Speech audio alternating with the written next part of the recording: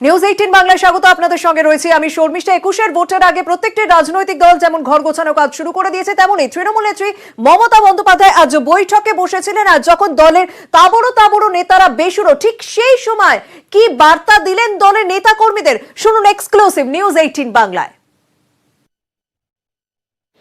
দলের programme mother frontal সব একসাথে মিলে এক জায়গায় ব্লকের হেডকোয়ার্টারে জমায়েত হবে এবং সকাল 10টা থেকে 5টা পর্যন্ত কৃষকদের কর্মসূচির সমর্থনে এবং আলু পেঁয়াজের দাম কেন বাড়লো কেন্দ্রীয় সরকার জবাব দাও, কেন্দ্রীয় সরকারের সবকিছু কর্মচারীদের সমস্ত বেতন বন্ধ করে দেওয়া হচ্ছে কেন জবাব দাও, কেন্দ্রীয় সরকারের প্রাইভেট সেক্টরগুলো রেল, কোল, শেল, বিএসএনএল, ডিফেন্স থেকে শুরু করে এয়ার ইন্ডিয়া সব বিক্রি করে চক্রান্ত হচ্ছে কেন জবাব দাও।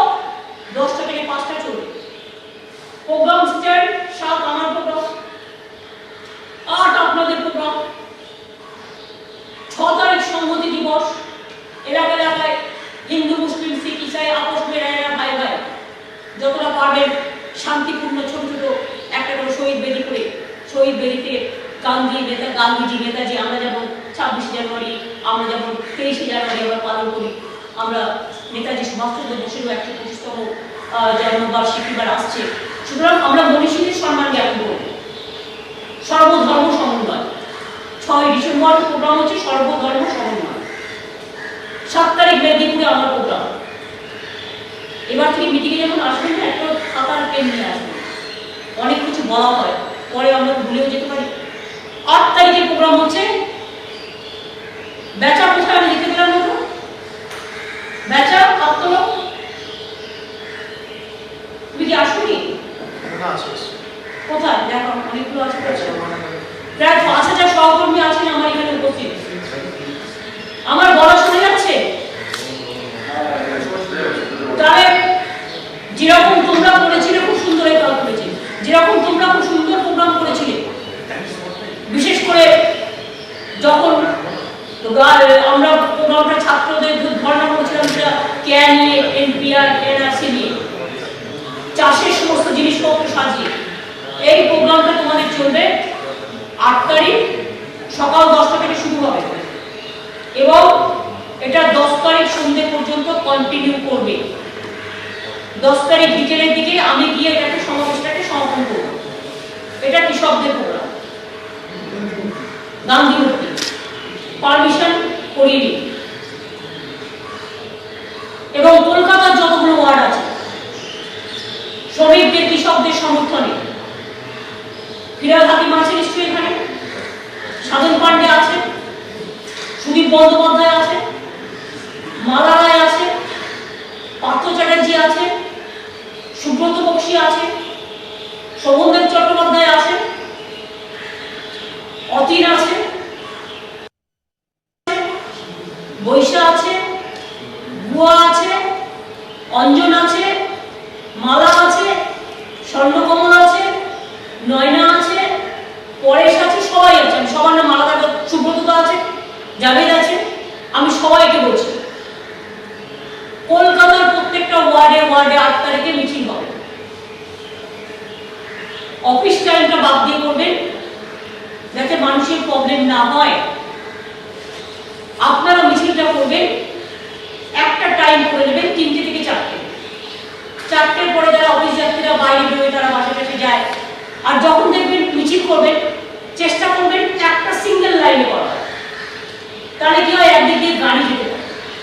অনেক সময় আমরা মিছিল করি, আমাদের পার্টি না করলে অন্য পার্টিগুলো বেশি করে করে, এমন করে একটা রাস্তায় 500 জন হাঁটলাম, পরে রাস্তায় গাড়িটা চলাচল করলো না।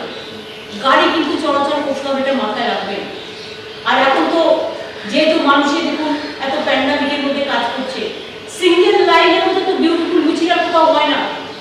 সিঙ্গেল লাইনে 20 জন যদি মিছিল করেন, মিছিলটা দেখাবে কত বড়। আর একটা করে বুকে লাগাবেন প্ল্যাকার্ড। এই প্ল্যাকার্ড রেখে দেবেন আবার গুছিয়ে, ওই যে ভাঁজ করে আমরা রাখি না, আমরা এরকম আমরা প্ল্যাকার্ড করি, এরকম 3টে ভাঁজ থাকে। তো ওপরে আমি লিখলাম কৃষক, মাঝে লিখলাম শ্রমিক, নিচে লিখলাম নিত্য প্রয়োজনীয় জিনিস, নিয়ে এটা আমি বুকে ঝুলিয়ে দিই। দিয়ে আমরা বলি এটাকে দেখে নিস। আমরা কেন দেখে নিস বলি, তার কারণ হচ্ছে 3টে ভাগে একটা ভাগ করা থাকে, সেইভাবে প্ল্যাকার্ডটা তৈরি করবেন। আপনারা তো জানেন যে ছোট ছোট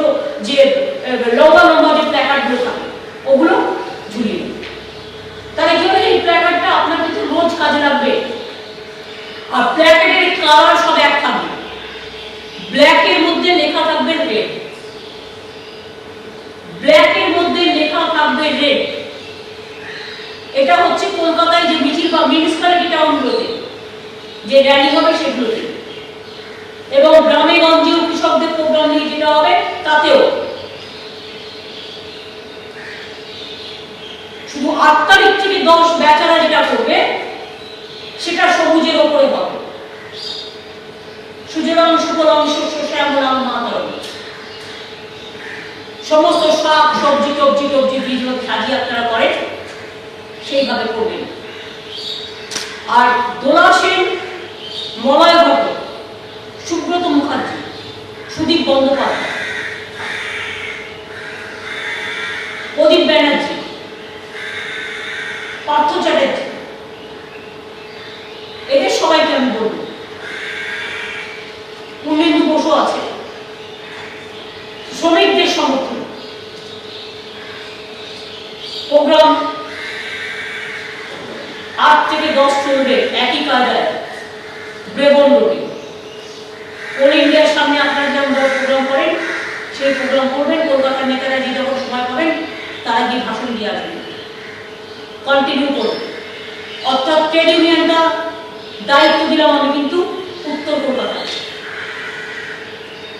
আর গান্ধীজির এটাই যেটা হবে, নিজেরা মিছিল মিটিং করে দিন দিন যে কৃষকদের চলবে তাতে আমি দায়িত্ব দিলাম দক্ষিণ কলকাতা এবং মধ্য কলকাতা।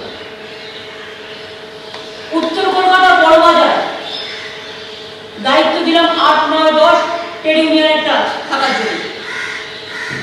আর সব কিছু স্লোগান ব্ল্যাকেটে। এরপরে আমাদের প্রোগ্রাম, আমার প্রোগ্রাম যেমন আমার কর্মসূচি আছে, আমার টানার মতো চলবে। আমি যেমন 7 তারিখে বিজ্ঞাপন করছি, আমি 8 তারিখে 7 তারিখে বিজ্ঞাপন করে আমি বিজ্ঞাপন থাকবো। আমি 8 তারিখে ওখান থেকে চলে যাবো রানীগঞ্জ। আপনারা আসানসোলে যারা ডিস্ট্রিক্টে আছেন বা দুর্গাপুর, বর্ধমান ওয়েস্ট, জিতেন থেকে শুরু করে, তাপস থেকে শুরু করে, আমার বিধান থেকে শুরু করে সকলকে আমি বলছি, দাসু থেকে শুরু করে প্রত্যেকে। রানীগঞ্জে যে ধসে যে বাড়িগুলো করে নষ্ট হয়ে যাচ্ছে আপনারা জানেন, সেখানে 30,000 বাড়ি আমাদের করবার কথা, 3,500 অলরেডি রেডি হয়ে গেছে। হাউসিং ডিপার্টমেন্ট থেকে মারা করে ফেলেছে। পুরো আমি রানীগঞ্জে যাচ্ছি এবং বিশ্বনাথ পাড়িয়া থেকে শুরু করে আমি তাপস যেমন আছে, আমাদের কুলটির এমএলএ আছে, আমাদের বাড়াবুড়ি আছে, মানে ওদিকে তাপস আছে, ওদিকে দাসু আছে, ওদিকে বিশ্বনাথ পাড়িয়াল আছে, ওদিকে মলয় আছে, ওদিকে জিতেন তিওয়ারি আছে, ওদিকে কর্নেল দীপ্তাংশু আছে। আমি এদের সবাইকে বলবো, সব অর্গানাইজেশনকে, যেখানে অশোকরাও আছে, অশোক উদ্দিনরাও আছে, সবাই মিলে রানীগঞ্জের প্রোগ্রামে আপনারা জমায়েত হবে। কারণ এটা পাবলিক ডিস্ট্রিবিউশন প্রোগ্রাম চলবে। 8 তারিখ আমি দুর্গাপুরে থাকবো, কিন্তু যেহেতু প্যান্ডামিক সিচুয়েশন, তাই এখন হয়তো আপনাদের কারো কিছু বলার থাকবে, কাগজ দেওয়া থাকবে, দুয়ারে দুয়ারে প্রোগ্রাম হচ্ছে ওখানে দেবে। আর পলিটিক্যাল কারো দেওয়া থাকলে ইন্দ্রনীল আমার সাথে যাবে, ওকে দিয়ে দেবে। আমি একজনকে সাথে যাবো। আর আমি 9 তারিখে দুর্গাপুর থেকে সকালে বেরিয়ে চলে আসবো বনগাঁ। বালু এখানে নিশ্চয়ই আছে, বালু, পার্থ, নির্মলদা থেকে শুরু করে, রথিন থেকে শুরু করে, গোপাল শেখ থেকে শুরু করে, ওদিকে আমার গাইঘাটা, বাগদা, কাকুরি থেকে শুরু করে, নুসরত থেকে শুরু করে, মমতাওয়ালা ঠাকুর থেকে শুরু করে, আমার ওদিকে দীপ্রেন্দু থেকে শুরু করে, সকলে প্রত্যেকের নাম দেশ মন্ডলতে সবাইকে আমি বলছি, মানে Bongaon subdivision, Barasat subdivision. ওই প্রোগ্রামটা আমি 1টার মধ্যে পৌঁছে যাব, আপনারা একটু আলোচনা করুন। পরে আমি বেরিয়ে চলে আসবো, কারণ 10 তারিখে আমার অন্য দুটো প্রোগ্রাম আছে। আর আমি কৃষকদের প্রোগ্রামটাই যেহেতু আসবো শেষের দিকে, আমি বাচ্চাকে একটু বলে রেখেছি। আর তারপরে আমি সম্ভবত 13 তারিখে উত্তরবঙ্গে একবার যেতে পারি। আমি প্রোগ্রামটা বলে দিচ্ছি আপনাদের। আমি 14 তারিখে চাই জল মধ্যে একটা মিডিল জায়গায় একটা সভা গৌতম দেব, তুমি অরূপ বিশ্বাস, কিষাণ কল্যাণী, মৃদু গোস্বামী, ঋতব্রত, মলয় ভট্ট, তোমরা এই কজন মিলে বসে জলপাইগুড়ি আর আলিপুরদুয়ারের একটা মধ্যেখানে জায়গা ঠিক করো, যেখানে আমি একটা কর্মী মিটিং করবো দুটো জেলায়। আমার বুথ ওয়ার্কার্স কর্মী মিটিং করবো। আমার যেন সব বুথ থেকে 10 জন 20 জন যা পারবে তারা আসুক। এমন জায়গা করবে, বড় জায়গায় করবে, যাতে লোক বেশি করে বুঝতে পারে এবং প্রত্যেকে যাতে মাস্কটা যেন ইউজ করে এটা দেখে দিতে হবে।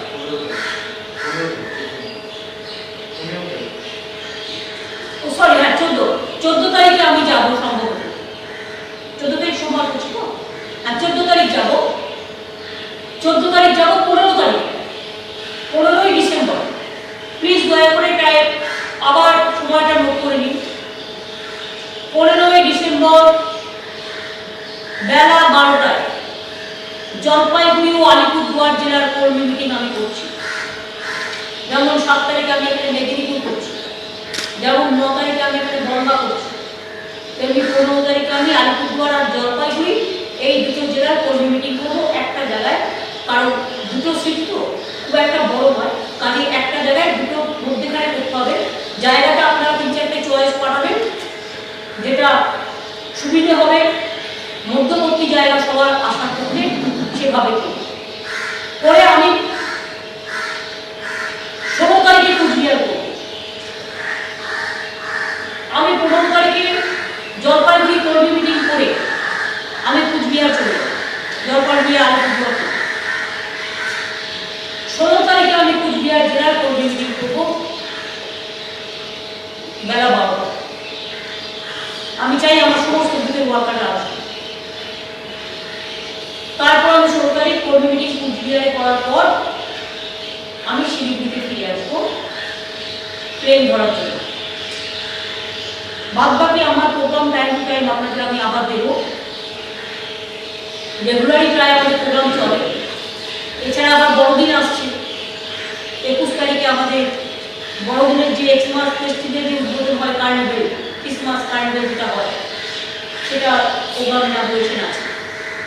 এছাড়াও আরও অন্যান্য প্রোগ্রাম আছে, সঙ্গীত মেলাটা, গভর্নমেন্টেরও অনেক প্রোগ্রাম থাকে, আপনারা জানেন, ক্যাবিনেট আছে। এর মধ্যেই চলবে নানা রকম প্রোগ্রাম, সেসব প্রোগ্রাম তো চলবে। ইতিমধ্যে আপনারা শুনেছেন আর খুশি হয়েছে নিশ্চয়ই, দুয়ারে দুয়ারে পশ্চিমবঙ্গ সরকারের প্রোগ্রাম চলছে। এখনো পর্যন্ত প্রায় 10 লাখের ওপর মানুষ তাদের সমস্যা জানিয়েছেন এবং তারা যোগাযোগ করছেন। আমরা তাদের কৃতজ্ঞতা জানাই, অভিনন্দন জানাই, ধন্যবাদ জানাই, নমস্কার জানাই, প্রণাম জানাই, জয় জগৎ জানাই, সালাম জানাই। এই ক্যাম্প চলবে গান্ধীজির মৃত্যুদিন 30শে জানুয়ারি পর্যন্ত। যে যে কাজ করে দেওয়া সম্ভব, সবটা হয়তো সম্ভব নয়, বা যতটা পারবে। আপনাদের সবাইকে বলবো, আপনারাও লক্ষ্য রাখবেন, কোনো মানুষ বিপদে পড়েছে, হয়তো ওইটুকু হেঁটেও যেতে পারছে না ক্যাম্পে, একটু চেষ্টা করবে তাকে করে করেও নিয়ে গিয়ে পৌঁছে দেওয়ার ক্যাম্পে, যাতে তার অ্যাপ্লিকেশনটা জমা করে। সব হয়তো করা যায় না, কিন্তু দেখুন আপনাদের তো কোনো টাচই করবে।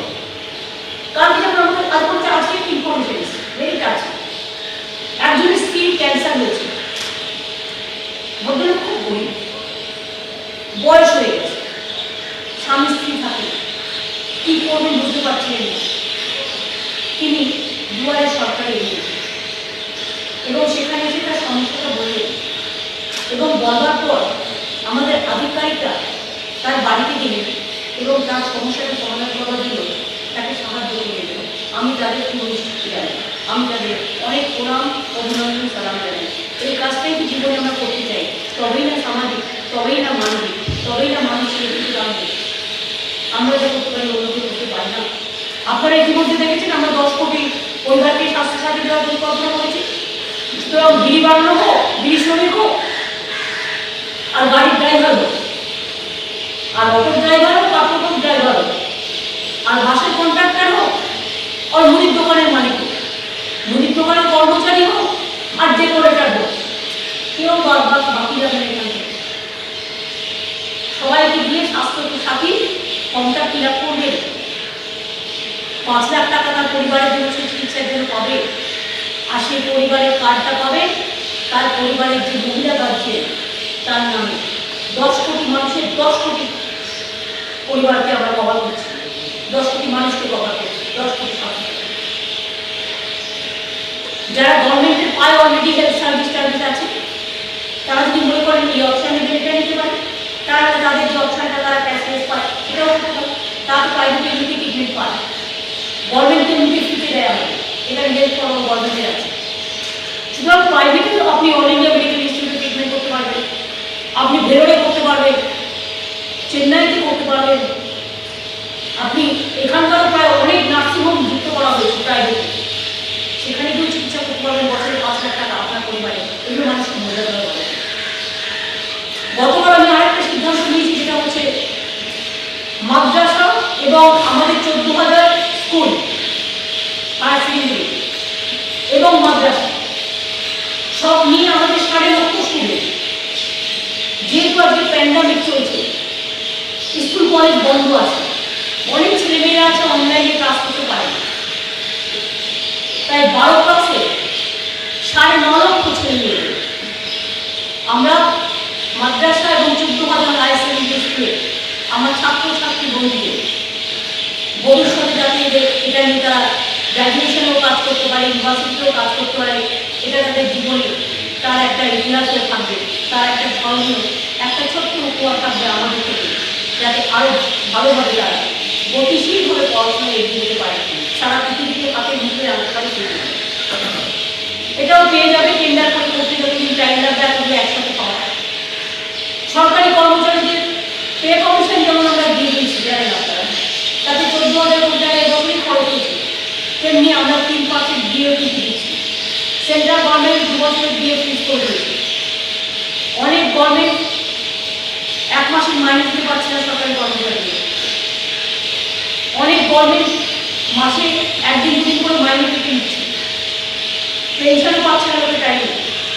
আমরা কিন্তু সব পেনশন থেকে শুরু করে আমার টিচার্স হোক, আমার সরকারি কর্মচারী হোক, আমার ক্যাজুয়াল ওয়ার্কার হোক, আমার কন্ট্রাকচুয়াল হোক, আমরা কিন্তু আমাদের কমিটমেন্ট পূর্তি করছি। এবং আমাদের তপশিলি বন্ধু যারা শিল্পায়, যারা জল জমন প্রোগ্রাম, তপশিলি বন্ধু প্রোগ্রাম, কৃষক বন্ধু স্কলারশিপ, লোকপ্রসার শিল্পী স্কলারশিপ, বিধবা ভাতা পেনশন, এই সমস্ত স্কলারশিপ বা পেনশন, সেগুলো আমরা 2 মাস করে জমা দিয়ে দিচ্ছি, যাতে তাদের অসুবিধে না হয়। একটা প্রবলেম আমার মনে হয়েছে খুব জেনুইন, কৃষক বন্ধু যারা 5 লাখ টাকা করে আমাদের কাছে পায় বছরে 2 বার, এবারে মে মাসেটা আমরা জানুয়ারি দিয়ে দিচ্ছি খরিফ শস্য, কিন্তু অনেকে জমির নিউট্রিশন করানি বলে তারা অনেকে এটা থেকে বঞ্চিত হচ্ছে। আমি গতকাল চিফ সেক্রেটারিকে বলেছি যে তারা ইন প্রিন্সিপাল একটা ঠিক করবে, সে নিজে তার সেলফ অ্যাটাস্টেশন দেবে যে আমার এই জমি আছে, তার উপর ভিত্তি করে কৃষক বন্ধু চালু করবে। তারপরে সে যদি ভুল করে মিথ্যে কথা বলে সেখানে ল অনুযায়ী কেস হবে। আমি যখন বলে দিয়েছি কৃষকদের জমি আমরা খাজনা নিচ্ছি না, এমনকি কৃষকদের জমি ছাড়াও যে জমিগুলোতে খাজনা দিতে হতো প্যান্ডামিকের জন্য দিতে পারিনি, সেই খাজনাও বলেছি আমরা জুন মাস পর্যন্ত, আগামী জুন মাস পর্যন্ত দিতে হবে না। সুতরাং মেন্টালি যাদের জমি জমা আছে তারা রিলিফ হয়ে গেলে, আর কৃষক বন্ধুরা যারা যাচ্ছে কম লেখাতে বিয়ের আরো নিয়ে মিটিংও করবে, আরো কোনো কর্মকর্তা আমি বলে দিয়েছিলাম যে যেমন আমরা আজকে সেলফ অ্যাটাস্টেশন, আমরা এখন কি হয়, আগে ক্যারেক্টার সার্টিফিকেট দিতে গেলে এমএলএ বাড়ি যেত, এমপি বাড়ি যেত, গেজেটেড অফিসারের কাছে যেত, এখন যে কোনো কেউ তার নিজের সার্টিফিকেট নিজে দিতে দিচ্ছে যে আমি আমি আমার নিজেকে বলছি আমি পড়াশোনা করেছি, আমি পাস করেছি, আমার সার্টিফিকেট আমি নিজে দিচ্ছি, সেলফ অ্যাটাস্টেশন এটাও আমরা অ্যালাউ করে দিয়েছি। সুতরাং এই প্রিন্সিপালে আমরা ওটা চলে যেতে পারি, এটা আমরা চেষ্টা করছি এটা যত তাড়াতাড়ি সম্ভব হয়। সুতরাং এইভাবে মনে রাখবেন প্রচুর কাজ অলরেডি হাতে নেওয়া হয়েছে এবং করে দেওয়া হয়েছে, কোথাও কিছু বাকি নেই। এবং এখানে আইটি ইন্ডাস্ট্রি থেকে শুরু করে এমএসএমই থেকে শুরু করে পাথর আমাদের দোচা পাপড়ি থেকে শুরু করে এগুলো রেডি হয়ে গেছে সব। আমাদের প্রায়